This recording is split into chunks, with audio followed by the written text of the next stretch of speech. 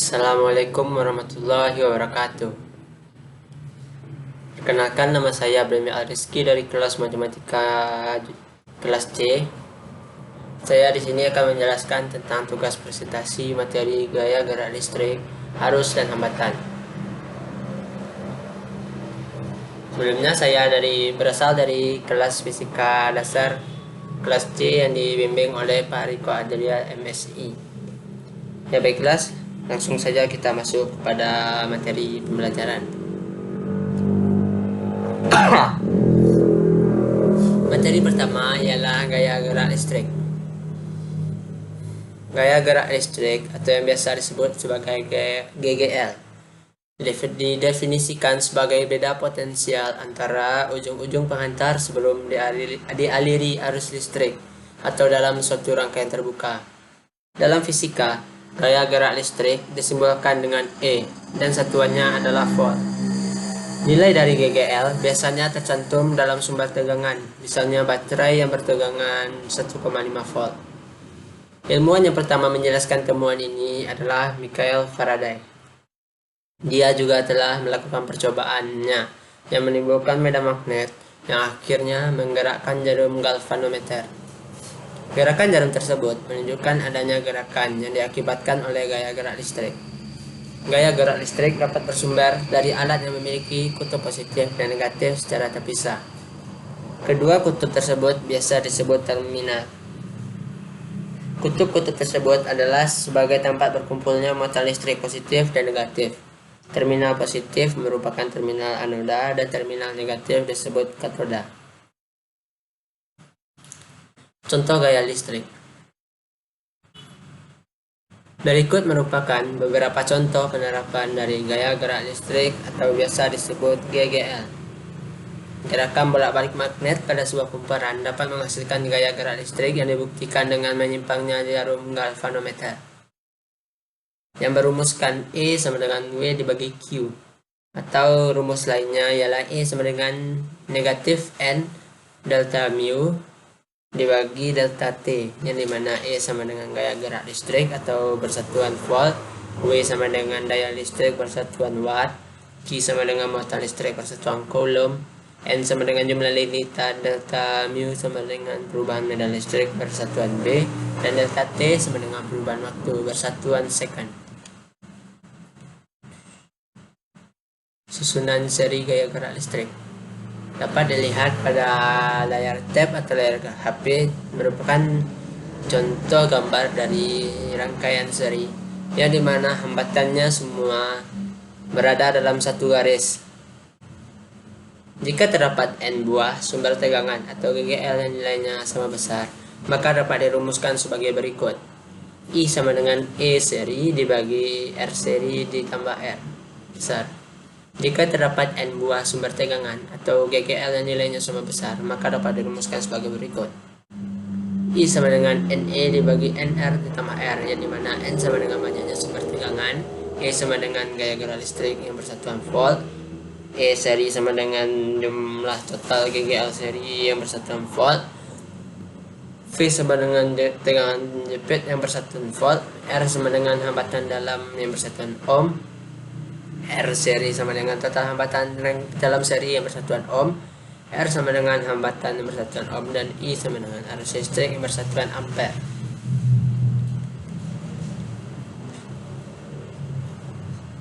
Masuk kepada susunan paralel gaya gerak listrik.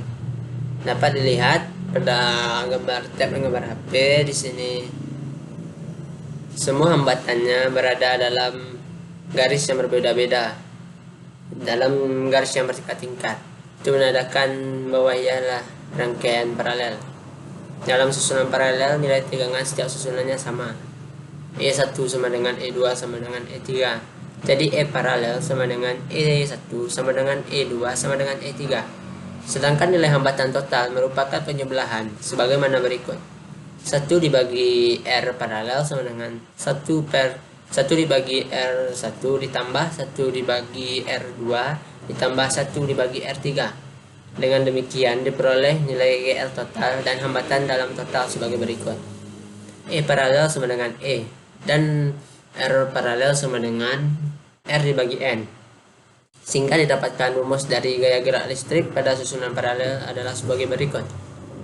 I sama dengan E dibagi R dibagi N ditambah R, dengan N sama dengan banyaknya sumber tegangan, E sama dengan gaya gerak listrik bersatuan volt, E paralel sama dengan jumlah total GGL paralel bersatuan volt, P sama dengan tegangan jepit bersatuan volt, R sama dengan hambatan dalam bersatuan ohm, R paralel sama dengan total hambatan dalam paralel bersatuan ohm, R sama dengan hambatan bersatuan ohm, dan I sama dengan arus listrik yang bersatuan ampere. Kita masuk pada contoh soal. Bisa. Suatu sumber listrik mempunyai satu sumber gaya gerak listrik sebesar 1,5 volt dengan hambatan tahanan sebesar 0,3 ohm. Aliran listrik ini akan dialirkan menuju dua lampu paralel dengan hambatan masing-masingnya 3 ohm dan 2 ohm. Maka tentukanlah nilai tegangan jepit yang mengalir di rangkaian tersebut. Lainnya pembahasannya.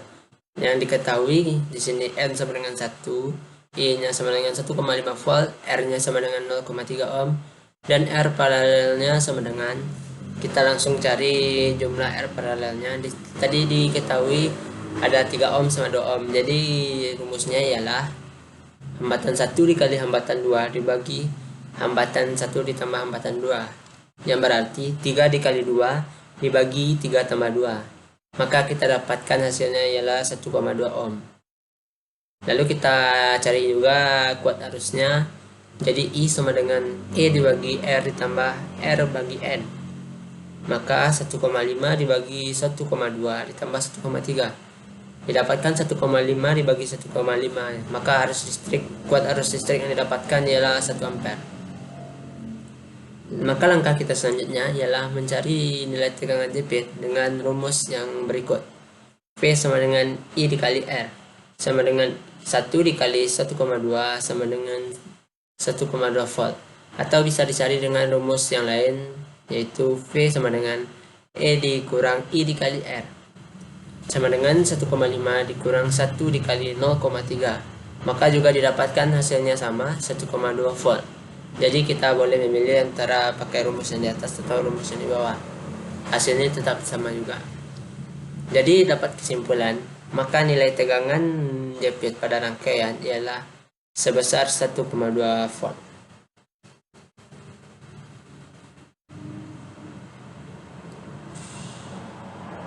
Nah, kita masuk kepada materi selanjutnya.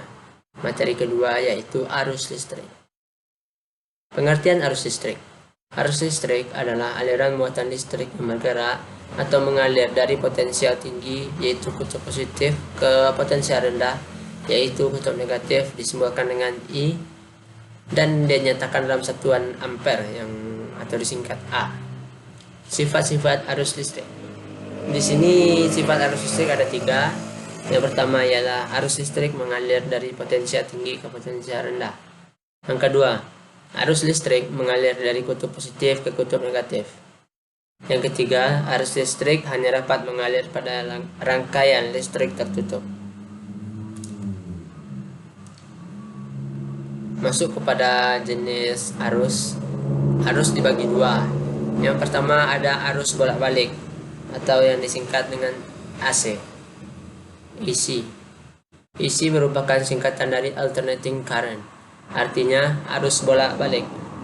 Dalam ilmu kelistrikan, arus bolak-balik atau AC adalah arus listrik yang besar dan arahnya berubah-ubah secara periodik dalam waktu tertentu. Pada arus listrik AC, tegangan pada suatu rangkaian arus arahnya berubah-ubah dengan ritme tertentu, sehingga arah dan besar arus juga selalu berubah-ubah. Pada arus listrik AC, tidak dapat ditentukan kutub positif dan negatifnya, meskipun listrik tersebut juga memiliki dua ujung pengantar. Hal itu dikarenakan pada arus listrik AC akan mengalir bergantian di antara kedua ujungnya. Kadang-kadang berada dalam posisi positif dan kadang-kadang juga berada dalam posisi negatif, yang artinya keadaannya berubah-ubah. Contoh listrik yang berada di dalam rumah kita termasuk arus listrik AC. karena dihasilkan oleh pembangkit listrik AC dari PLN. Contoh lainnya dari arus bolak-balik AC ialah dinamo dan generator listrik. Masuk kepada arus searah atau DC. DC merupakan singkatan dari direct current, artinya arus listrik searah. Dalam ilmu kelistrikan, arus listrik searah atau DC adalah arus listrik yang mengalir dengan arah dan besar yang konstan atau tetap. Pada arus listrik searah, bekerja tegangan searah atau tegangan DC. Pada rangkaian arus listrik tertutup dengan arah yang selalu sama, menghasilkan aliran arus listrik yang arahnya juga sama, dari kutub positif ke kutub negatif. Sumber arus listrik searah atau DC adalah alat atau benda yang menjadi sumber listrik arus searah dan menghasilkan arus searah secara permanen. Sumber arus listrik searah yang paling banyak dikenal adalah sumber listrik arus searah yang membangkitkan listrik secara kimia dan secara mekanik. Tapi ada juga contoh lain dari sumber listrik searah atau DC yang saya paparkan. Antara lainnya, yang pertama elemen elektrokimia, yang kedua elemen volta, yang ketiga akumulator atau ini biasa disebut aki, yang keempat elemen kering, yang kelima termoelemen, yang keenam photoelectric cell, dan yang terakhir ialah generator arus searah. Dapat dilihat di sini yang bagian kiri ialah gambar arus listrik DC atau gambar arus listrik searah. Di sini dapat dilihat bahwa garis yang ditunjukkan stabil, yang artinya tidak berubah-ubah arah arusnya. Yang di kanan ialah gambar arus listrik AC. Dapat dilihat pada garisnya di sini arah garisnya berubah-ubah dari positif ke negatif, berubah-ubah. Ya. Masuk ke rumus kuat arus listrik. Kuat arus listrik adalah banyaknya muatan listrik yang mengalir tiap detik melalui suatu penghantar. Cara menghitung arus kuat arus listrik bisa dilakukan dengan rumus I sama dengan Q dibagi T, dengan keterangan I sama dengan kuat arus listrik yang bersatuan ampere, Q sama dengan banyaknya muatan listrik bersatuan coulomb, dan T adalah waktu bersatuan second. Kita masuk kepada contoh soal dari arus listrik. Di sini dijelaskan bahwa rangkaian listrik mengalir tegangan sebesar 24 volt dan hambatan sebesar 12 ohm. Dan sedangkan muatan listriknya sebesar 18.000 coulomb. Jadi yang ditanyakan ialah berapakah waktu yang diperlukan untuk mengalirkan muatan listrik tersebut. Jadi kita mengetahui di sini ada 3 keterangan yang diberikan. Yang pertama ialah tegangan V sebesar 24 volt, lalu R sebesar 12 ohm dan Q sama dengan 18.000 coulomb. Yang ditanya ialah T. Jadi di sini cara penyelesaiannya kita mengetahui bahwa rumus waktu untuk mengalirkan muatan listrik ialah muatan listrik itu sendiri dibagi oleh kuat listrik, atau T sama dengan Q dibagi I. Karena kita belum mengetahui I, maka kita harus mencari I terlebih dahulu. Cara mencari kuat arus listrik digunakan rumus tegangan listrik dibagi hambatan, yang dimana I sama dengan V dibagi R. I sama dengan 24 volt dibagi 12 ohm. Maka kita dapatkan I-nya sebesar 2 ampere. Lalu selanjutnya setelah kita dapatkan besar kuat arus, maka kita bisa mencari waktu yang diperlukan. Maka T sama dengan Q dibagi I sama dengan 18.000 dibagi 2. Lalu kita dapatkan hasilnya ialah 9.000 second. Yang dimana jika dijadikan menit sama dengan 150 menit, dan jika dijadikan jam maka didapatkan 2,5 jam.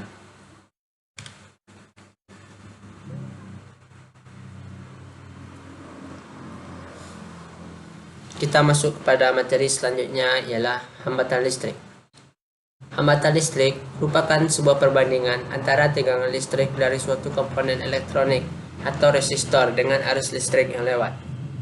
Hambatan listrik sendiri mempunyai satuan yaitu ohm, dan hambatan bisa diartikan sebagai penahanan atau perlawanan yang diterima oleh elektron yang mengalir pada sebuah penghantar oleh molekul yang ada di dalamnya. Masuk kepada penggolongan hambatan. Penggolongan hambatan dibagi menjadi 3. Yang pertama, hambatan berdasarkan jenis penghantarnya. Dan hambatan berdasarkan jenis penghantarnya juga dibagi 3 loh. Yang pertama, konduktor. Konduktor merupakan jenis penghantar listrik yang mudah banget buat dialiri arus listrik. Contohnya ialah tembaga, emas, perak, dan lain sebagainya. Isolator. Isolator atau yang biasa disebut non-konduktor merupakan jenis penghantar listrik yang sangat sulit buat dialiri arus listrik. Bahkan juga malah nggak bisa dialiri arus listrik sama sekali. Contoh dari isolator ialah kaca, karet, plastik, kertas, dan lain sebagainya. Dan yang ketiga ialah semikonduktor. Semikonduktor merupakan jenis penghantar listrik yang mana arus listrik nggak akan semudah itu buat mengalir seperti pada bahan penghantar konduktor, dan nilai hambatannya pun juga nggak akan sebesar pada bahan penghantar isolator. Contoh dari semikonduktor ialah silikon, germanium, dan lain sebagainya. Masuk kepada jenis penggolongan hambatan kedua ialah hambatan sambungan.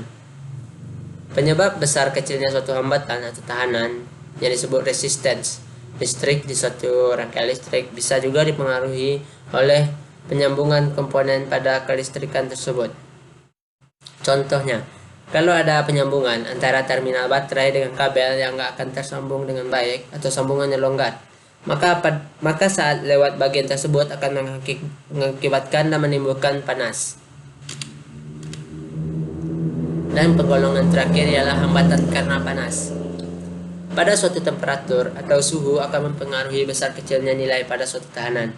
Jadi, apabila kalau temperaturnya naik, maka nilai tahanan listrik tersebut juga akan bertambah dengan cukup besar. Pada nyala lampu, akan semakin redup saat kawat dipanaskan. Maka membuktikan kalau arus listrik mengalir ke lampu tersebut semakin sedikit karena nyala lampu yang redup. Maka berarti tersebut dipengaruhi karena semakin besarnya hambatan listrik yang ada pada kawat.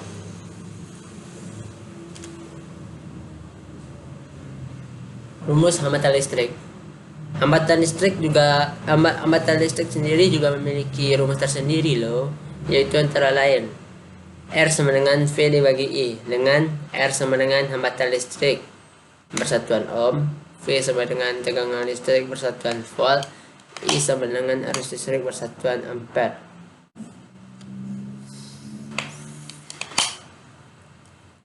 Kita masuk pada contoh soal hambatan. Di sini dapat dilihat pada pojok kanan atas ada gambar rangkaian campuran. Jadi di sini kita akan menghitung jumlah hambatan total dari rangkaian campuran berikut. Jadi di sini cara mencarinya. Yang pertama kita akan mencari bagian paralel yang ada di atas terlebih dahulu. Yang di sini ialah pada bagian pojok kanan atas gambar ada rangkaian paralel, ada 4 ohm sama 4 ohm. Jadi itu yang kita cari terlebih dahulu. Jadi kita pakai rumus hambatan paralel, yaitu 1 dibagi R paralel sama dengan tadi 4 ohm keduanya, jadi 1/4 ditambah 1/4, kita mendapatkan 2/4. Jadi R paralel 1 sama dengan 4 dibagi 2 sama dengan 2 ohm. Jadi kita mendapatkan para hambatan paralel pertama ialah sebesar 2 ohm. Setelah kita mendapatkan jumlah rangkaian paralel pertama sebesar 2 ohm, jadi dia akan berikatan seri dengan hambatan di sebelahnya sebesar 2 ohm. Jadi kita cari dengan menggunakan rumus rangkaian seri. Jadi rangkaian seri pertama ialah 2 ohm ditambah 2 ohm. Jadi kita dapatkan sebesar 4 ohm.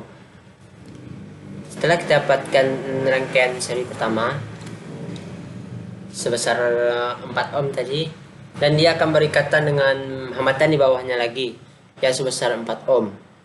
Jadi kita cari lagi rangkaian hambatannya yang bersifat paralel.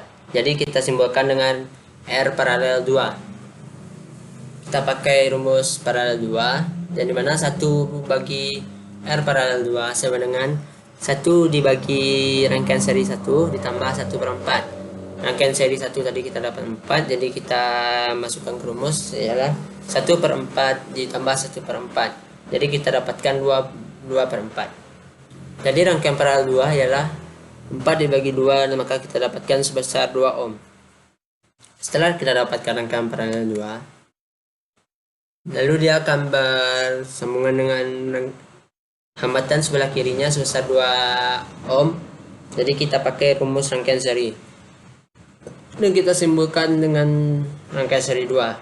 Jadi rangkaian seri 2 sama dengan 2 ohm ditambah rangkaian paralel 2 sebesar 2 ohm. Jadi 2 tambah 2 sama dengan 4 ohm. Setelah dapat rangkaian seri 2 sebesar 4 ohm, dan dia akan berikatan dengan hambatan terakhir yang ada paling bawah sebesar 4 ohm. Jadi kita gunakan rumus paralel, dimana 1 dibagi R total sama dengan 1 per rangkaian seri 2 ditambah 1/4. Rangkaian seri 2 kita dapat 4 tadi, jadi sama dengan 1/4 ditambah 1/4 sama dengan 2/4. Jadi kita dapatkan rangkaian total ialah 4 dibagi 2 sama dengan 2 ohm. Jadi jumlah rangkaian total dari rangkaian campuran tersebut sebesar 2 ohm. Kita dapatkan 2 ohm ya guys ya.